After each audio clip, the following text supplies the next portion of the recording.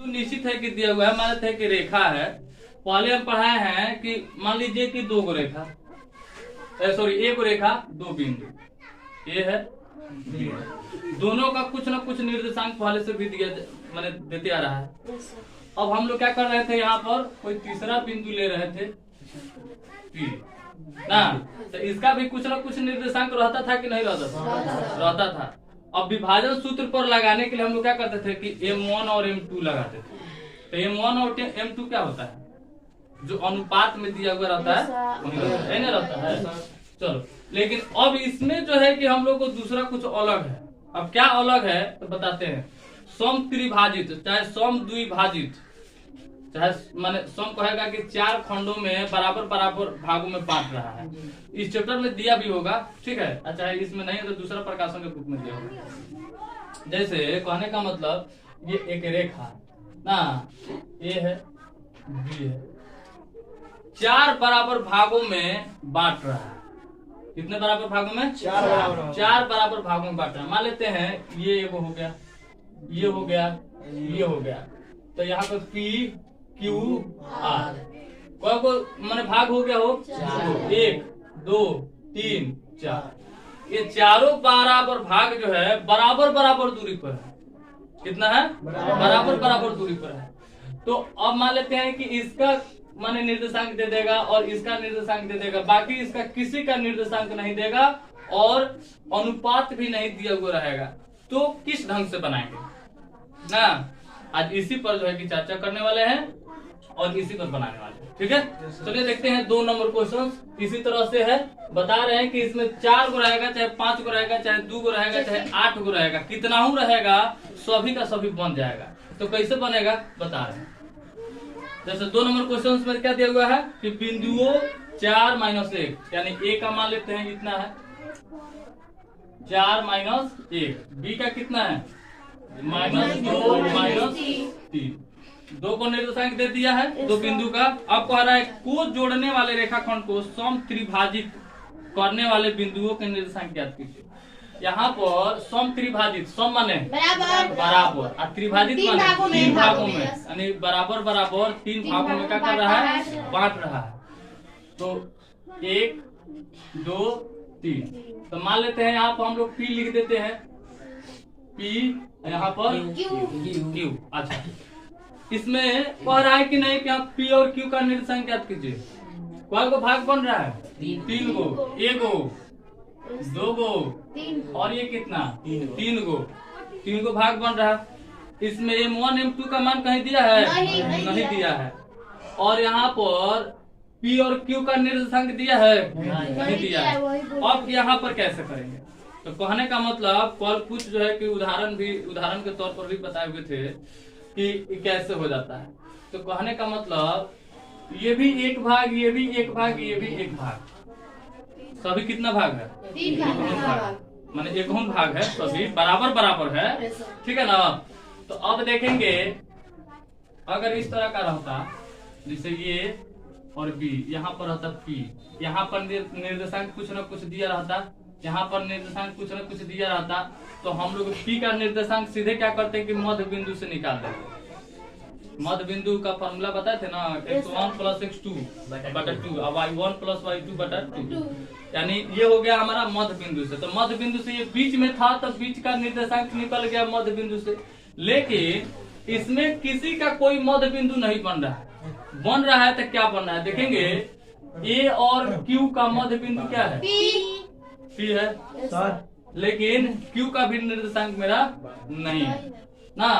अच्छा, अब देखेंगे तो P और B का मध्य बिंदु है Q, तो P का भी निर्देशांक नहीं है कि Q का निकाल दे, और यहाँ पर Q का भी निर्देशांक नहीं है कि P का निकाल दे। तो दिक्कत, किसी का मध्य बिंदु का कोई नहीं दिया हुआ है।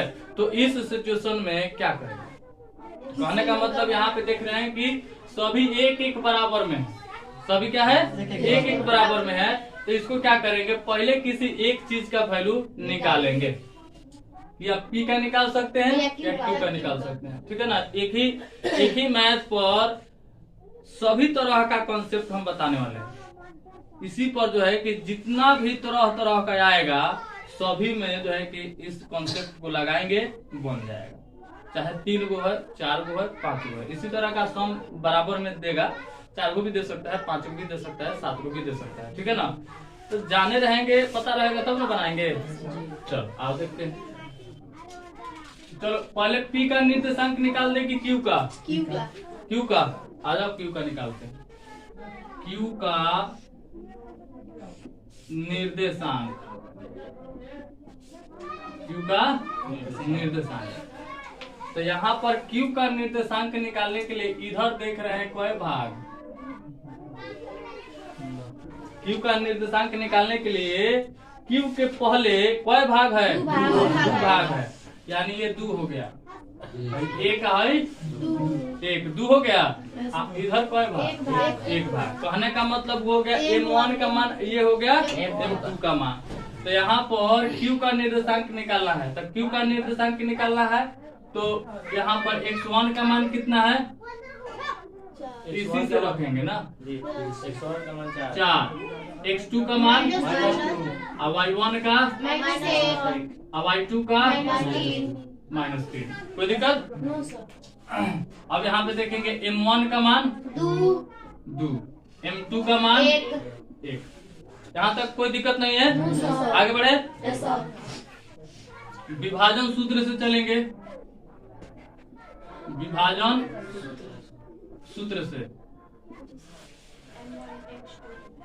एक्स वाई एक में दे देते हैं, एक के बाद दोनों का निकल जाएगा।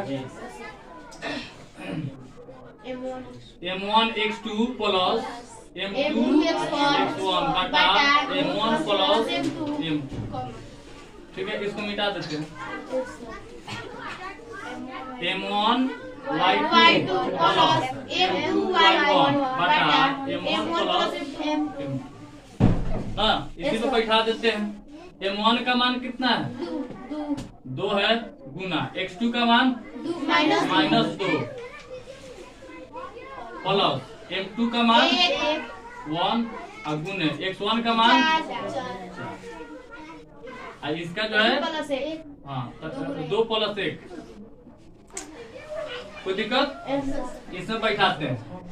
2 गुने Y2 का मान कितना है? -3 प्लस M2 का मान है 1 गुने Y1 का मान कितना? -1 कोई दिक्कत? इसको सोल्व करेंगे। अब 2 दूना -4 आई कितना? 4 बटा ये कितना होगा? 2 प्लस -1 ये कितना होगा? 0 बटा 3। ये हो जाएगा -7 बटा 3। यानी ये इसका हो जाएगा 0 बटा 3 है तो इसका 0, इसका कितना? 0। इसका कितना हो जाएगा? -7 बटा 3। अब ये किसका निर्देशांक निकला? Q का निर्देशांक निकला, यानी इसका Q का 0 और -7 बटा 3 इसका निर्देशांक निकल गया। अब इसको चाहेंगे तो 2 तरीका से निकाल सकते हैं। एक पहली कि अब इसका जो देखेंगे A और Q का निर्देशांक निकल चुका है, तो A और Q का मध्य बिंदु क्या है? P है। तो मध्य बिंदु का फॉर्मूला से भी निकाल सकते हैं, और नहीं तो ये इसी तरह से जो बताया है इस तरह से भी निकाल सकते हैं। तो दोनों बता देते हैं, ठीक है, दोनों बता देते हैं। चलो मध्य बिंदु से सबसे पहले P का निर्देशांक निकालते हैं। P का निर्देशांक P का निर्देशांक मध्य बिंदु से निकाल लेंगे, इसलिए क्योंकि A और Q का मध्य बिंदु क्या है? P है। तो मध्य बिंदु से भी निकल सकते हैं ना, क्योंकि बराबर दूरी पर है। तो ये क्या होगा? X1 प्लस X2 बटा 2 और Y1 प्लस Y2 बटा 2। यहाँ पर देखेंगे X1 का मान कितना?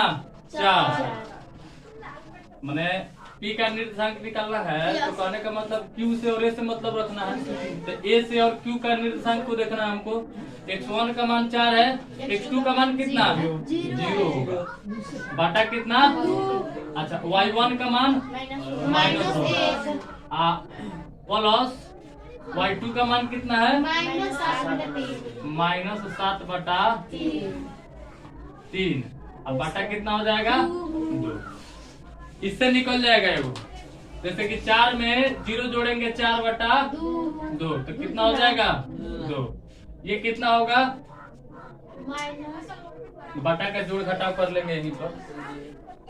-1 बटा 1 -7 बटा 3 बटा कितना 2। इसका हो जाएगा दोनों का एलसीएम 3 तो -3 और माइनस हो जाएगा 7 यानी कि -10 बटा 3। अब बटा कितना हो जाएगा 2। तो 3 बार बटा है तो ये कितना हो जाएगा -10 बटा 3 और गुने हो जाएगा 2 तो कितना हो जाएगा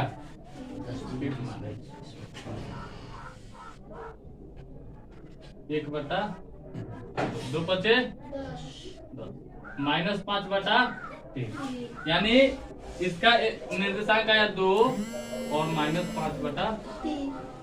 ये किसका निर्देशांक आया है पी का निर्देशांक आया। सर मामी टिकुलिया